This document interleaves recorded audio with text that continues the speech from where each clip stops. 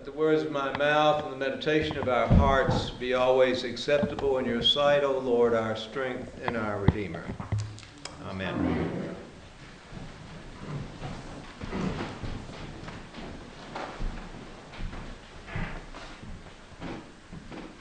3 years ago, my wife made the decision that she wanted us to move. Her reasons were that the neighborhood was deteriorating, the original owners were growing old and they were moving into different places. The market was down, therefore sales were not happening and renters came in. And renters do not do as well at maintaining property as owners do. At least that was our experience. It was not the neighborhood we had originally chosen. Now, I admit that I was not as troubled about all of this as my wife was. And I did what husbands usually do. I kept quiet, thinking it would all go away.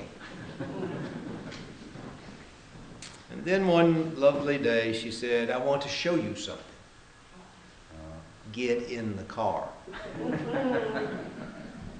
And so that's how I got to Crestwind, a gated community on the southwest edge of Gainesville. She showed me a particular lot that sits at the very highest point on the property and overlooks all the rest of it, including a portion of Lake Lanier. A beautiful sight. From there, we went to the offices of the corporation. And a representative listed all of those virtues of that gated community. That was when I began to get the message. This was not going to go away. The representative of the developer listed for us the covenants of that community. Covenants that had to do with all of the future plans, all of the amenities. Everything from boat slips on Lake Lanier to constant upkeep of property, never cut grass again. It was too good to be true. But those were the covenants. Those were the promises. Covenants are promises, pledges of certain things to take place. Be they amenities or be they responsibilities in other ways. If we wanted to live there, then we had to talk about something besides covenants. We had to talk about contracts. If you want to live here, then you first of all have to buy a piece of property. Here are the papers for that, and that involves a contract. You have a certain amount of time, and then you have to build a place to live in. Here are the options. And ultimately, you will sign another contract, a construction contract. So on the one hand, you have the covenants, the promises of the community, of what life in that community will be like and how it will be supported. And then you have the actual ways it takes place, and those involve specific contracts.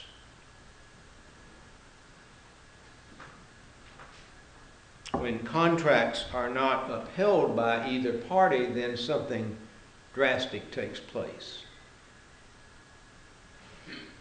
We had probably the worst plumbing contractor ever licensed. And we have spent 3 years trying to resolve that, and it will end up in court. The contract was not fulfilled, and there must be repayment, is my position.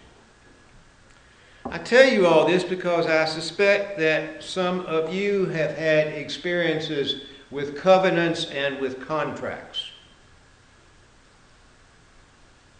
4 of the next 5 Sundays, our lessons from the Hebrew Scriptures will deal with covenants. Covenants. Promises. Just out of curiosity, how many here, let me show your hand, how many here have lived under a covenant? No, beloved. How many here have been married?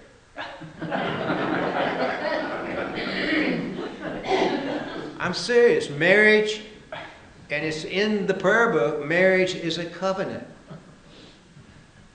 It's a promise to live together in a certain way. Contracts take place when those promises take concrete form and are not performed. People go to court to get a divorce, and the terms of the divorce are 9 times out of 10 financial or who gets what, including the children.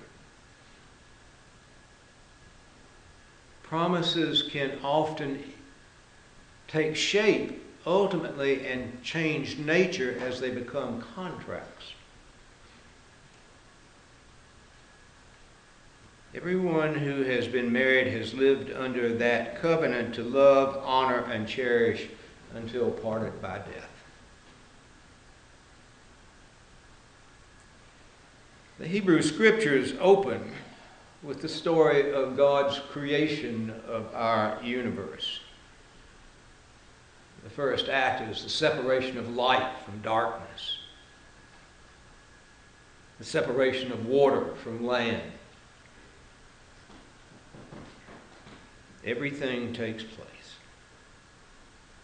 Ultimately, humankind is brought into being, given everything that is needed, and only one stipulation. One stipulation. Everything else is promised for, but the one stipulation is do not eat of the tree of knowledge. Do not do that. Telling human beings not to do something like that is like telling a 6-year-old to stay out of the candy dish. And so they eat of the tree and all that takes place afterwards, losing, for the most part, the garden that they cherish so much. The advent of children who can't stand each other, and the first murder takes place. We all know that story of Cain and Abel. And it goes on from there, one disappointment after another, until finally the Creator says, enough. Let the rains begin.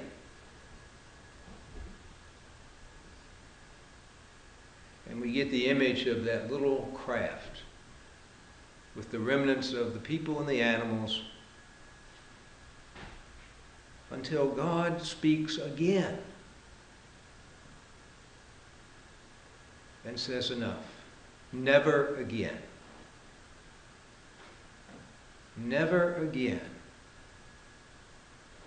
And I will always be your God, and you will be my people. Read it. It's right there. The first book of the Bible. It's God's promise. It's a covenant. That covenant, which begins never again.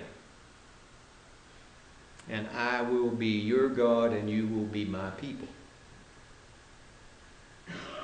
The covenant, the promise. The Hebrews were God's people, covenant people, because of whom they belonged to. Their story is one of obedience and disobedience. Disobedience to the one who called them into being, who claimed them as his very own. God always refers to the Hebrews as my people. My people. The whole story of what we call the Old Testament, the whole story of the Hebrew Scriptures is all about those people trying to live into being God's very own people. To live into that covenant that God made with them.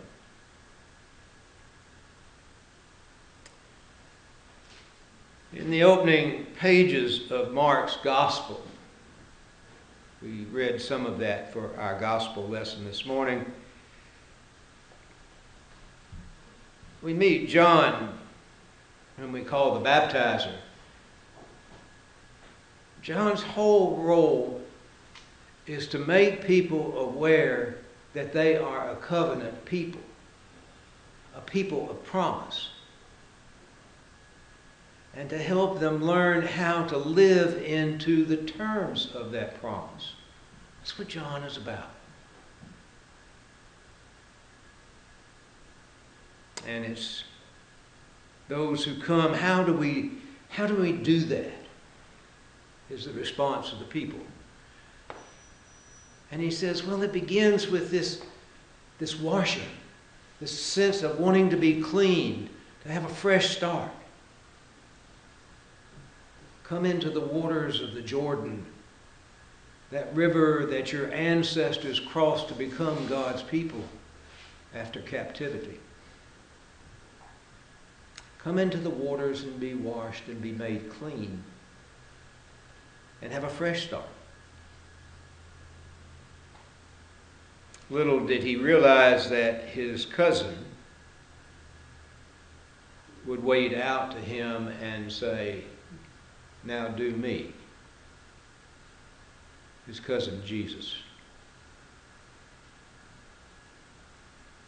And the interesting second part of that story, the first part is Jesus wading into those waters, confronting John, who is somewhat befuddled by the whole thing. But it says, immediately he was driven into the wilderness and tempted. Immediately he was tempted.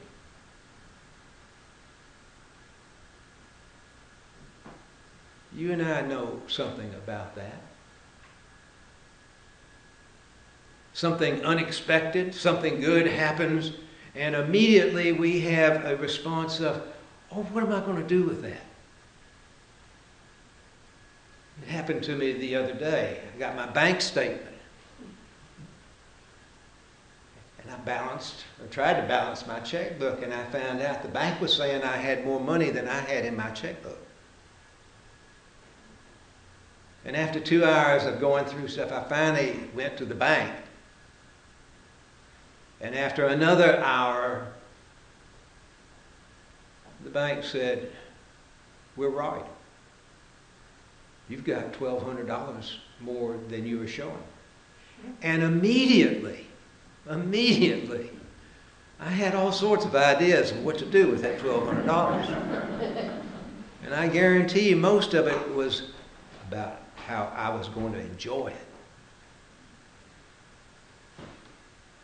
When something spectacular takes place for us, immediately we begin to play with that. What are we going to do with it? How are we going to enjoy it? Mark says that immediately Jesus was driven into the wilderness and was tempted. Tempted. What was he tempted with? To do good things. Feed the hungry. Do a spectacular feat that would get people's attention and follow him. He's not tempted to do bad things or to do evil things or to do selfish things. He's tempted to do good things for the wrong reason. I suspect that we know something about that. Tempted to do good things, but for the wrong reason. Better image, good publicity, incur the debt of somebody whose debt we like to be in. To do good things for the wrong reason.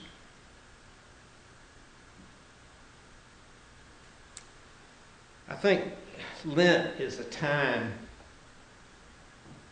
to individually and collectively take stock of who we are and to whom we are indebted. Our Hebrew brethren begin each day with a prayer, or they're supposed to, that acknowledges to whom they belong. We would do well to emulate that ourselves, that we bear a similar obligation, that we have marked on our foreheads an invisible sign of to whom we belong, that cross that was put there at our baptism, where we are marked as Christ's own forever.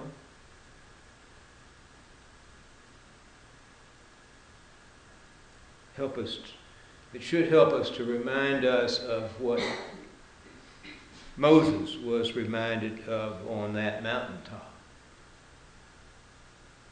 I will be your God and you will be my people, and that is our promise. My promise. It's a divine promise. It's what made them people of a covenant. Just as you and I are made by that sign of the cross at our baptism as a member of that covenant.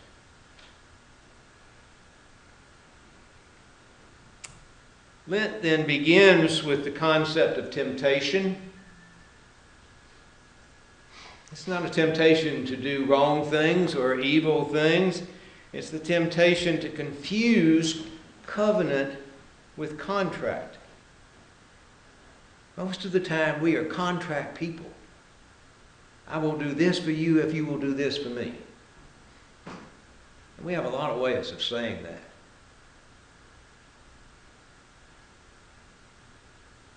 Jesus doesn't tell us or tell his people that if they don't shape up, God is going to get them. That God will continue to be their God and they will continue to be God's people. It's not a question, if you don't shape up, then I'm going to ship you out. No, it's a promise to keep on loving us until we are loved into obedience. Our tendency is to want to be contract people. God, I'll give you my allegiance and I'll show up every Sunday and I'll say my prayers and do that if you will do this for me. Doesn't work that way. God has already said in our baptism, you belong to me. I will eternally be for you.